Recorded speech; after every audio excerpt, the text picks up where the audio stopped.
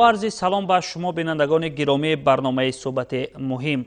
مسائل خودشناسی و خودآگاهی چون همیشه در مظهر بحث های علمی و ادبی قرار داشت و هر آنقدر که در این باره یا به این سمت افکار سازنده، فکر و اندیشه های مثبت ارائه می گردد، همان قدر به جهان باطنی یک نفر خودشناس باز هم معلومات های بیشتر، مفهوم های بیشتر و باز هم افتخار از یک گذشته پر افتخار و درک خودشناسی و خودآگاهی زیاد می شود. موضوع محوری برنامه ما خودشناسی و خودآگاهی عامل زیستن در جهان پرتضاد است که با استاد دانشگاه دولتی آموزگاری تاجیکستان به نام صدرالدین عینی دولتشاه محمودوف بررسی خواهیم کرد. دولتشاه خوش آمدید به برنامه. سلامت باشید. خب پیش از آنی که به موضوع عمیق‌تر وارد شویم، به اندیشه شما خودشناسی چیست و آن در چه مفهوم‌ها دیده می شود یا ارزیابی می گردد؟ تشکر زیاد. وقتی که ما اطراف خودشناسی ملی حرف میزنیم، پیش از همه همین چیز رو باید به نوبت گیریم که خودشناسی قبل از همه این شناخت خودی خود است. در فرهنگ ها، در لغتنامه هایی که در طول تاریخ فرزندان این ملت ایجاد کردن، خودشناسی ملی رو به نوع‌های گوناگون شرح دادن، اما ماهیت و محک اصلیش این است که یعنی خودشناسی این درک نمودنی پیش از همه هستی معنوی خود و رسیدن به قدر و قیمت این هستی و درک نمودن این که من روی این زمین برای چی آمدم، برای چی کاری آمدم و ما کجا می رویم و گذشته از این ما از کجا آمدیم و چی رسالت روی این زمین داریم، یعنی ما انسان ها. و یعنی اگر همین سرچشمه ها به خصوص سرچشمه های اصل میانگی رو ما تحلیل کنیم، اطراف خودشناسی شخصی یا انفرادی همین چیز رو در میابیم و اون من خودشناسی. و فراتر از این هم گفتن لازم است که یعنی خودشناسی درک گذشته است و در اساس اون چیزی که شما از گذشته گرفتید، آن میوه‌ای که از درخت گذشته برای خود گرفتید، در زمینه آن امروز را میسازید و در اساس اون دانش هایی که از دیروز، اون تجربه هایی که از دیروز گرفتید و امروز تطبیق کردید، مشاهده کردید، روند تطبیق شوی آن رو، آینده رو میسازید. خودشناسی همین گونه یک جوهری هست، خودشناسی همین گونه یک پدیده هست که انسان رو زنده نگاه می‌دارد، ملت رو زنده نگاه می‌دارد و در زمینه این دولت رو و دولتداری ملی رو زنده نگاه می‌دارد، آینده نورخشان و پرسعادت ملت و شخص و وطن رو معین می‌سازد. تشکر زیاد. خب به اندیشه شما یک فرد، خب چگونه فرد میتواند خودشناس باشد؟ تشکر. فرد میتواند خودشناس باشد که و بداند که او کیست. اکنون به این سوال چگونه باید پاسخ داد؟ وقتی که انسان از یعنی ماهیت، یعنی هویت ملی خود را درک میکند، یعنی ماهیت هستی خود را درک میکند و گذشته خود را درک میکند و گذشته از این قدر میکند، ارج میگذارد به ارزش‌های تاریخی و فرهنگی و سیاسی و انسانی که به خود احترام میگذارد، به محیط خود احترام میگذارد، به خاندان یعنی به دودمان خود احترام میگذارد، به وطن خود احترام میگذارد، این گونه انسان را گفتن ممکن است که انسانی خودشناس است و انسانی خودآگاه است. و انسان‌هایی که خودشناس هستند، انسان‌هایی که خودآگاه هستند، از این گونه انسان‌ها در هیچ دور و زمان یعنی یک الفاظ قبیح، یک عمل ناجا، یک رفتاری که ثبات را خلالدار می‌سازد، دچار شدن یا انتظار شدن ناممکن است. این گونه انسان‌ها در حفظ خود، در حفظ ارزش‌های خود، در حفظ دولت و مرز و بوم خود از صدق جان و دل مبارزه می‌برند. یک سخن خیلی خوبی بناپارت ناپلئون است، میگوید که وطن سرزمین فتح ناپذیر است که مدافعین آن خلق آن است، ملت آن سرزمین هست.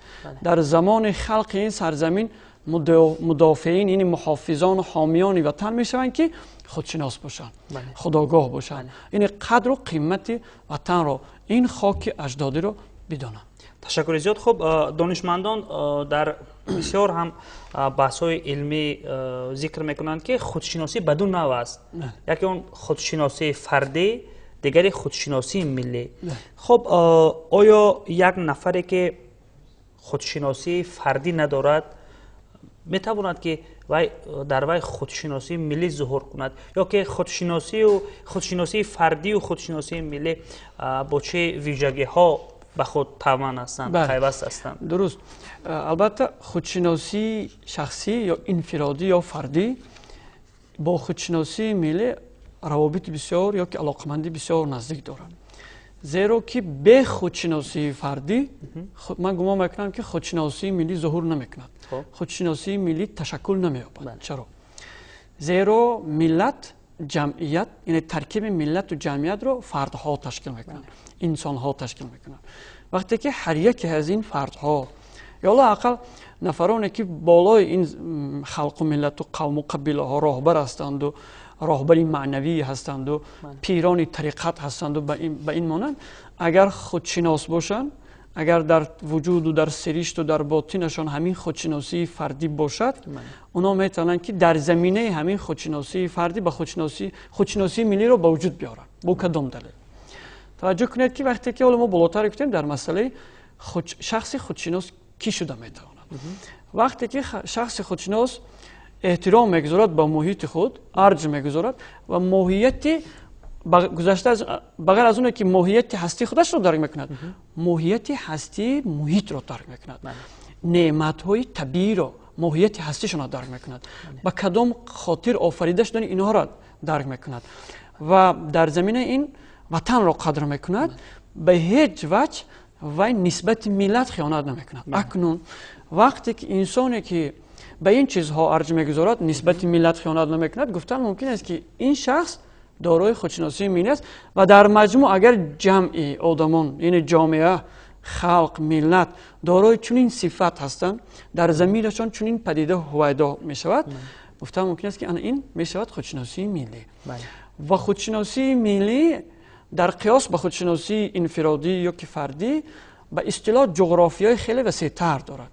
زیرا که اینجا سخن از ملت می رود. اگر در خودشناسی فردی سخن از یک نفر رود، در خودشناسی ملی سخن از ملت می رود. یعنی ملت این یک شکل جمع است و سخن از دولت می رود و سخن از دولتداری ملی می رود. یعنی اینجا شما ببینید، اینجا منفعت های کل به نظر گرفته می شود، اینجا منفعت های عام به نظر گرفته می شود و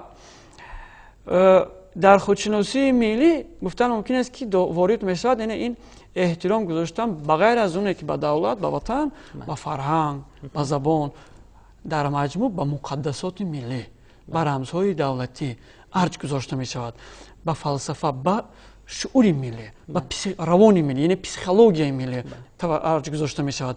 و بغیر از این در خودشناسی ملی پسیکولوژی ملی یا به اصطلاح شعور ملی ترغیب و تشویق می شود در ضمیر نسلی که آینده این وطن را می سازد، آینده درفش بردار و پرچم بردار ملت می شود. خب تشکر. دولت شما، من از یک چیز بسیار متاسف هستم که اکثریت شهروندان ما خب با مسئله خودشناسی، خودآگاهی توجه بیشتر ندارند. با تعبیر یک اندازه بین مردم یک اصطلاح میگن خودکشی بیگانه پرور. تا همین درجه رسیدن و آنچه دارند از بیگانگان تقاضا میکنند، از بیگانگان پیروی میکنند، از بیگانگان طلب میکنند. خب عامل چیست به اندیشه شما؟ چرا چنین طایفه نمیخواهند به این مسئله درک کنند، یا که نمیدونند یا نمیخوانند؟ چی است به اندیشه شما؟ این چیزی که حالا شما اینجا سوالی گذاشتید، اول که چند عامل هاشو در جریان صحبتتون گفتید و با عقیده شما من شخصا راضی هستم. فقط یک چیز قید نمایم که ملت ما، خلق شریف تاجیکستان باید یک چیز درک کند که خلق ما رسالت در تاریخ رسالت معلم را داشت، یعنی دائم تعلیم میداد. دیگر قوم و قبیله هایی که از اطراف آمدن اینجا غرضهای گوناگونی ناپاک داشتن، آمدن از مکتب آدمگری ملت تاجیک از مکتب فرهنگ پروری و انسان دوستی ملت تاجیک از گله از قبیله به ملت تبدیل یافتند. صاحب تمدن شدند، صاحب فرهنگ شدند.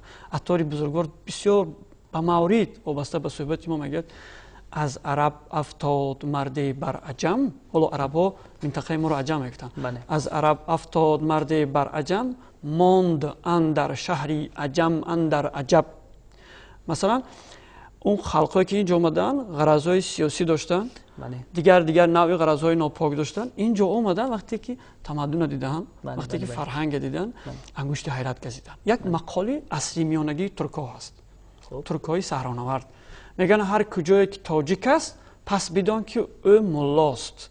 حالا ملا رو شهروندان ما به معنای امروزه نفهمند. ملای امروزه نفهمند. در عصرهای میانه یک زیایی به اسم ملا ذکر میشه. مثلا میاد دا ملا عینی میگفتن، استاد عینی رو. خب یعنی یک شخصیتی بود که از به اصطلاح از علمهای دینی و دنیوی خیلی خوب آگاه بود. این بهای قوم و قبیله های صحراگر بود که اینجا اومدن تاجیکان رو گفتن هر کجایی که تاجیک میبینید پس بدون که او ملاست. یعنی همون معلم گفتنی است. معلم است البته. خب و در مرحله که امروز شما سوال دارید، در مرحله کنونی بعض نقص و ناقصی ها و کمبودی ها را در مسئله شناخت خود میبینه. من گمان میکنم که یکی از عامل هاش کم مطالعگی خلق است، نوبست از سن سال. یعنی همین آزمونی که پیشوای ملت راه اندازی کردن تحت عنوان فروغ صبح دانایی کتاب است، این هم یک تکانه هست به خاطر که ملت رجوع کند به خواندن، به مطالعه. حالا ببینید ما کلی تعلیمات هایی که در دنیای متمدن در دنیای گذشته تولید شدن، چه تمدن هایی که انسان ها پروریدن به وجود آوردن، چه فرهنگ هایی که سماوی هستند، اولین کلمشان اولین کلامشان از خواندن است. یعنی ببینید تعلیمات ها چی دینی هستند، چی اخروی هستند، چی دنیوی هستند، یک چیز را رجوع میکنند بخوانید. کلید کل معماها این مطالعه است. وقتی که عقل ذکی می شود، وقتی که عقل آب میخورد، غذای سالم میخورد، اون عقل پیروز است در کل مشکلات، در همه جاده ها، در همه محاربه های معنوی این عقل پیروز می شود. وقتی که عقل تیره می شود، عقل نابینا می شود، عقل کور می شود، دل کور می شود، ملت به چاه می افتد، این شخص به چاه می افتد. انا همین مطالعه در بعد جنگ شهروندی، در جریان جنگ شهروندی، بعد جنگ شهروندی همین چیز ضعیف شد. پیشوای ملت بیند فکر ملت میکنن، با هر راه آزمون ها تشکیل میکنن، جایزه های بلند معین میکنن، تحفه های بلند معین میکنن، به خاطر که ما رجوع کنیم به خواندن و به توفیل این خواندن. حالا ببینید نفران هزارها نفران بودن که در همین آزمون جا نگرفتن، اما یک چیز درک کردن، خواندن چی بوده است. حالا چند نفر جای صاحب مبلغ های صاحب تحفه های بلند ارزش شدن، صاحب جایزه ها شدن، اما ببینید هزارها نفر دیگر مضمون و ماهیت خواندن و مطالعه را درک کردن که مطالعه چیست. واقعا و هیچ یک تکنولوژی انفرماسیونی که در جهان معاصر هست جای مطالعه، جای کتاب را نمیگیره. وقتی که این چیز نیست، ملت رجوع میکند به بیگانه پرستی. من گمان میکنم یک عامل دیگرش این است که تقاضا از بیگانه میکنند. یک عامل دیگرش این است که همین فضای سینمای، حالا ببینید اینجا نقش وسایط اخبار عامه هم بارز است. فضای سینمای ملی ما تا جای اگر به عزت نفس کارشناسان نرسد، فضای ملی ما تا جای کاسته شد در مسئله سینمای ملی در نظر دارم. به خولگی پیدا شده در فضا. شما ببینید امروز اون سینمای واردی تاجیکستان می شود که فرهنگ بیگانه را تشویق میکند، تاریخ بیگانه را تشویق میکند. شما ببینید سلسله فیلمی که از قصه میکند از تاریخ سلاله عثمانی ها. دو کودکی که صنف 5 است یا صنف 8 است، اطراف یک قهرمان که در آن فیلم دیده است چنان صحبت میکند، چنان بحث میکند که ما انگشت حیرت میکشیم. در حالی که ما چنین سلاله ها داریم، ما چنین شاه پسران داریم، ما چنین رادمردان داریم که در راه وطن به مثل واسه سپیتامین، نصرت الله معصوم، عبدالقادر محی‌الدین و شیرین شاه تیمور چه عذاب‌های سنگین دیدن به خاطر هستی همین ملت جانشون فدا کردن. و اینا قصه میکنن، اطراف اون بحث میکنن. یک نکته دیگر ببینید، شب و روزی که حبیب نور محمدوف یک نفر ورزشکاری خطا نکنم داغستانی چمپیون جهان شد، اکثریت خلق ما شب و روز چه عالم چه دانشجو چه دهقان چه دکتر شب زنده داری کردن، نیرومندی و پیروزی و تماشا کردن، فردا در هر کوچه و پس کوچه از اون افتخار میکردن. چرا از دلشاد نظر چون افتخارات نبود، حالا که هر دوش یک مقام داشت؟ چرا از جوانان ما که از قاره از یک قطعه بعد سطح جهان در بازی های ورزشی رسیدن؟ بله. وقتی که ما از چند نفرم سوال کردم که چرا چنین است، مگر که مسلمان از آخه برادر ببینید چگونه اندیشه داریم. حالا یک چیز باید دونسته مردم شرفمند تاجیکستان، باید دین چی است؟ دین راه است، راهی است که من و شما ملت خودش را بشناسد. دین کلمه عربی معناش راه است، راه است که ما خودمون را باید بشناسیم، ارج گذاریم. حالا ببینید اوستا، انجیل، تورات، زبور، قرآن که کتاب‌های مقدس آسمانی هستند، اگر در مجموع تعلیمات ایشان خلاصه کنیم همین است: باید انسانی رستگار و بی‌آزار و خردمند و انسان دوست و وطن پرور باشد. مردم شرفمند تاجیکستان باید بداند که وطنداری و دوست داشتن وطن این بهترین ارزشمندترین مقدسات، ارزشمندترین خصلت انسانی است. انا همین چیزا در ما وجود دارند که رجوع به بیگانه پرستی می شود، مایل به بیگانه پرستی می شود. اقبال لاهوری بسیار به مورد قید کرده است، میگه در جهان بال و پر خویش کشودن آموز که پریدن نتوان با پر و بال دیگران. تاریخ اثبات کرد که دوستی صمیمی کیست؟ هم ملت، هم وطن. به امید هیچ یک به اصطلاح خود سرور کشور خواجگان بیرونه شدن لازم نیست. باید ما امروز در اطراف سیاست پیش گرفته سرور کشور متحد شده، به خاطر ارج گذاشتن، به خاطر رشد این دولت مبارز باشیم. بله، واقعا هر چی که داریم با آن تکیه کنیم، نه به وعده های بیگانگان. سلامت باشید. خب اینجا میخوام یک مسئله دیگر رو مورد شرح و تفسیر قرار دهیم. خب در کتاب سخن‌های حکمت‌آموز پرزیدنت جمهوری تاجیکستان، اساسگذار صلح و وحدت ملی، پیشوای ملت محترم امام علی رحمان، خودشناسی بیشتر در مفهوم‌های زمین اجدادی، وطن، حمایت منافع ملی تجسم یافته است.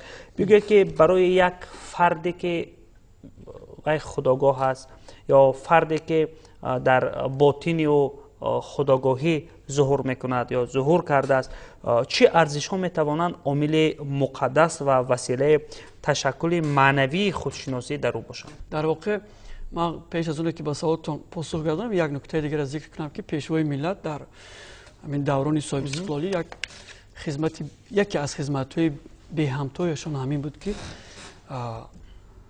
یک چند اثرهای تاریخی آفریدند که در سمت بالا برداشتن هویت ملی، خودشناسی ملی مردم تاجیکستان نقش بسیار سازگار داشت. من در نظر دارم پیش از همه اثرهایشان تاجیکان درونه تاریخ که 3 جلد را در بر میگیرد، نگاهی به تاریخ و تمدن آریایی ها، افقهای استقلال، زبان ملت، هستی ملت، چهره‌های ماندگار، این اثرهای بودن که یعنی یک گفتم ممکن که یک شناسنامه ملت بود، شناسنامه تاریخی ملت بود تا که ملت به گذشته خود رجوع کنند. زیرا سرور کشور مشاهده کردن که در واقع همین بدبختی که در استانه در آخر عصر 20 به سر ملت ما آمد، یعنی من جنگ شهروندی را در نظر دارم، یکی از سبب‌های اساسیش همین خود ناآگاهی ملی بود. ببینید چندین دولت‌های بودن که در اینجا دست داشتن، چند دولت‌های بودن، حتی سازمان و حرکت‌های بودن، نفران علاهیده بودن که در با وجود آمدن جنگ شهروندی ما دست داشتن، نقش داشتن و ملت که چندان خودآگاهی مینیش تشکل نیافته بود داده شد به این چیز. حالا بالاتر هم گفتیم که دل و عقل که نابینا شد از پی اونا رفتن و مملکت به یک فلاکت بزرگ دچار شد که دوباره برقرار نمودن اون بدبختی ها چه مشکلی های بالای سر مردم آورد و نسل اون سالها خوب این چیزا در یاد دارن و نسل جوان، نسل نورس نیست از این چیزا بسیار خوب باید آگاه باشن. اکنون وابسته به سوالی که داده همین را باید قید نمایم که حالا ببینید من چرا از اثرهای تاریخی پیشوای ملت گفتم؟ یعنی تاریخ این یک گگل میگه یک فیلسوف کلاسیکی نیست که دو فن هست که در وجود انسان مردانگی و دلیری را بیدار میکند. این میگه تاریخ و فلسفه هست. خب در واقع تاریخ این بختنامه ملت است. یک کتابی هست که اونجا سرنوشت ما و شما، سرنوشت خلقها تحلیل و بررسی می شود. از تاریخ باید سبق گرفت. به خاطر بالا رفتن هویت ملی و خودشناسی و خودآگاهی ملی از تاریخ باید سبق گرفت. یک سخن لقمان حکیم است، میگه ادب رو از کی آموختیم؟ میگه از بی ادبان، هر چی که اشان کردن از اون پرهیز کردن. اون میبینید این یک ماهیت اصلی تاریخ همین است. یعنی ما باید به گذشته خود از نگاه خرد توجه کرده، بهترین ارزش، بهترین کردار، بهترین عملی که گذشتگان ما کردن آن را تکرار کنیم با رنگ و نموی تازه. و هر عملی که گذشتگان ما کردند و عاقبتش فلاکت آورد، عاقبتش بدبختی آورد، از اون کناره گیریم، از اون پرهیز کنیم، از اون دوری جوییم و کوشش کنیم که آن عملی که ایشان کردن در گذشته صادر نشود. و ببینید تاریخ به ما نشان داده است که هر کی راه سیاه رفت عاقبتش چی شد و از جانب بشریت، از جانب خلق چی بها گرفت. هر کی راه سفید رفت، هر کی راه سعادت رفت، از عاقبتی به چی عاقبت ها رسید، از جانب بشریت چی مقام و بها گرفت. اینا پیشید میزان عقل، ترازوی عقل باید برکشید و راه درست رو انتخاب کرد. یعنی من بر این نظر هستم که با تاریخ درست معامله کردن در کار. قبل از همه در مکتب های میانه، در دانشگاه ها به این مسئله بسیار جدی باید مناسبت کرد. من همه وقت با دانشجویانم میگم که تاریخ آموزی تنها برای سنجش و امتحان نیست. هر کسی که به علم و خصوص به تاریخ ملت خود در یعنی که جنونیت دارد در جنینش، یعنی که عشق محبت دارد، بها از پس وی می رود. هر کسی که به این فن یا به دیگر فن ها رجوع میکند به خاطر که گیرد بهایش را از این سنجش معلم و امتحان معلم، بعد گرفتن این از او می رود. چون که به هدف رسید، که به مقصد رسید. دوم چیز این من گمان میکنم مناسبتی درست و نازکانه کردن به ادبیات است. با حالا ببینید در مکتب‌های میانه ما ادبیات ملی ما، من قانع نیستم از طرز تدریس، شرح و تفسیری غایه های کلاسیکان ما در اونجا تحلیل نمیشه، بررسی نمیشه. حالا دونستن این که سال 858 رودکی تولد شد، سال 941 وفات کرد، از او همین قدر بیت باقی مانده است، این قدر قصیده دارد، این درس ادبیات نیست، این درس تاریخ ادبیات است. ما باید به فرزندان خود ادبیات آموزیم، تفسیری سخن، ماهیت سخن، هدف شاعر از این سخن در چیست و مردم ما و نسل ما بداند که رودکی چی میخواهد، فردوسی چی میخواهد. بینید هنوز در قعر تاریخ قوم و قبیله هایی که حالا صاحب دولت و فرهنگ و خط حتی نبودن، بابای ما زردوش گفت پینداری نک، رفتاری نک، بدن گفتاری نک. اول قلبی پاک باید داشته باشد. این یک بانگ جهانی است که از قعر تاریخ از دل یک فرزند آریایی بیرون برآمده است. قلبی پاک باید داشتن بکار. پسان خودت باید رفتارت زیبا باید باشد. بعد شما حقوق دارید که به دیگران پند گویید، گفتاری نک، بعد دیگران را از پس خود ببرید. و وقتی که ما توسط ادبیات، وقتی ما توسط فلسفه و تاریخ از چنین سخنان بزرگانمون برخوردار میشیم، ماهیت اون را درک میکنیم، البته شخص خودآگاه به خود اندیشه میکند که ما باید چیکار کنیم که در آینده از ما، از زمان ما آیندگان افتخار کنند. حالا امروز ما از رودکی افتخار میکنیم، از امام اعظم افتخار میکنیم، از زردشت افتخار میکنیم. باید فکر کنیم که نسلی که بعد ما بیاد از زمان ما باید از کی افتخار کنند. با یک نفر و دو نفر نمیشود.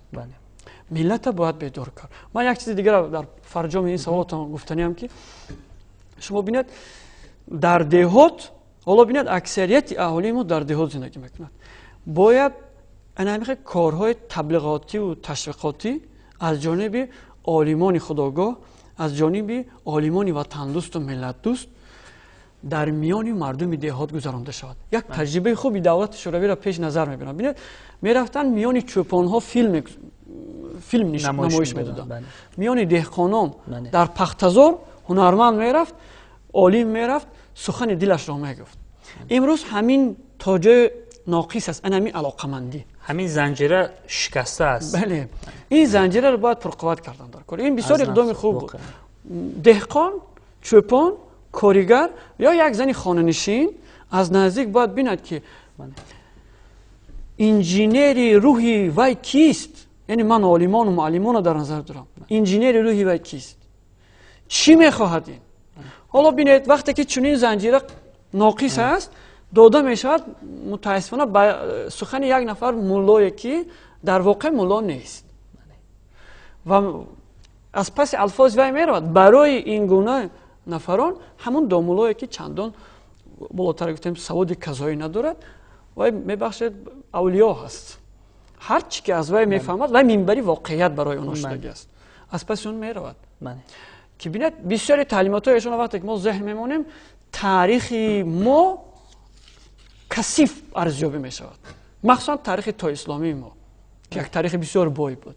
حتی بعضا تاریخ عصریانگی ما رو قبول ندارن متاسفانه. بله، یعنی غرضهای دینی را پیش نظر میگیرن و ملت زیر پا میکنن. اما بالاتر هم گفتیم دین باید برای ملت خدمت کند. ما قبل از همه تاجیک هستیم بعد مسلمان هستیم. دین همه وقت باید برای ملت ها خدمت کند. خداوند، کردگار، اهورامزدا، یوپیتر، مردوک، همه خداهایی که دنیا اعتراف کرده است که یک خداست، همین دین را به همین خاطر آفریده است که ای ملت خودت را بشناس. تا ملت نشناسیم دیگر چیزا را شناخته نمیتونیم. سلامت باشید. خب شاعر تاجیک زبان پاکستانی محمد اقبال لاهوری میگوید ملت کسوز او یک دم تپید از گل خود خیش را باز آفرید. همین معنی که از گل خود خیش را باز آفرید اینجا بیشتر تکیه میخورد به گذشته پر افتخار. خب تکیه به گذشته پر افتخار، به میراث بسیار هم عالم شمول خود، با یک دستاورد بزرگ فرهنگ و تاریخ خود. خب چه انگیزه را در روان یک نفر خودشناس بیدار میکند، ظهور میکند یا که به وجود میارد؟ درست. در سالهای صاحب استقلالی پیشوای ملت ما در برابر اون اثرهای ارزشمندی که ایجاد کردند دیگر اقدامی که ایشان کردند و ما مردم از اون آگاهی پیدا کردیم و افتخار ملی ما بالا رفت. این بود که بینید یکایک پی هم تجلیل جشنهای بزرگ ادبی و تاریخی ما بود. سر کردم مثلا بینید هنوز سال 1994 که درگیری ها در آسمان بود، وضع اقتصادی اجتماعی ما بسیار کساد بود. ما 1000 سالگی شاهنامه فردوسی را تجلیل کردیم. سال 1999 حالا هم مملکت به یک مجرای درست وارد نشده بود. مسئله های یعنی بحران اقتصادی دامنگیر ملت ما بود که ما نسل خردسال اون سالها بودیم. این چیز خوب در یاد داریم. ما 1100 سالگی دولت سامانیان را جشن گرفتیم. خب بعدا دیگر جشنهایی که ما و شما شاهدی بی‌واسطه اینا بودیم. بسیار عجیب است وقتی که همین جشنها قید میشد، مخصوصا جشنهایی که تا سال 2000 من در نظر دارم 1000 سالگی شاهنامه فردوسی، 1100 سالگی دولت سامانیان، 2700 سالگی اویستو، 2500 سالگی استراوشان بوستون که در ایام بسیار مشکلی تجلیل شد. بعضی نفران بودند که ایراد میگرفتن که ما از پس اینان هستیم، اینقدر صرف های بی‌درنگ میشه از جانب حکومت و دولت.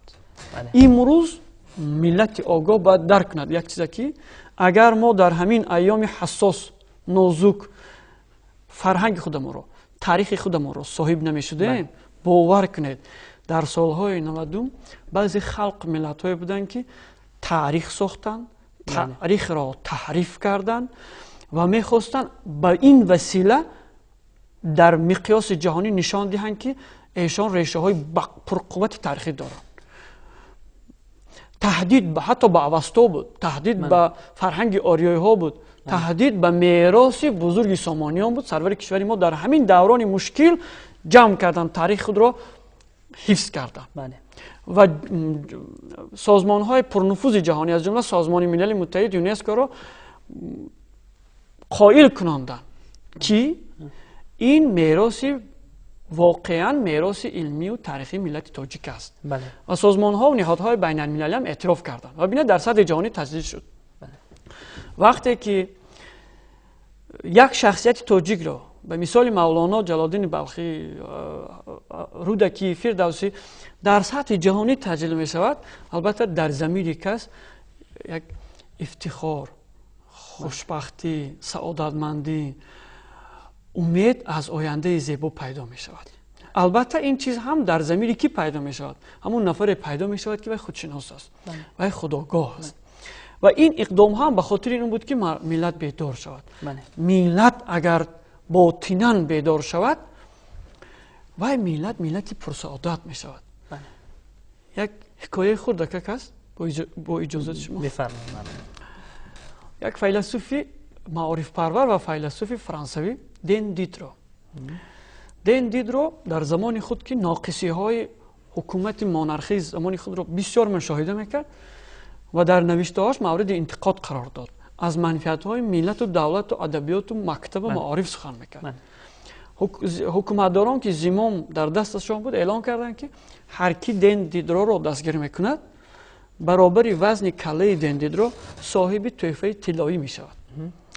و دین دیدرو از این حکم که آگاه شد میگه شب پنهانی لباس قلندرانه به بر کرده از شهر بیرون شد، به نزد فایتون هایی که شبانگاه سراغ مشتریان خود بودن آمد و نفری را کرا کرد تا جای معین شده و فایتونچی دین دیدرو را سوار کرده به جای معین شده برده فراورد و دین دیدرو پرسید که چند فرانک می شود حق خدمت شما؟ فایتونچی به اصطلاح امروزیانی ما تاکسیست. فایتونچی گفت که اگر من از شما مبلغ نمیگیرم، اگر من شما با هزارها حتی میلیون ها فرانک دهم کم است.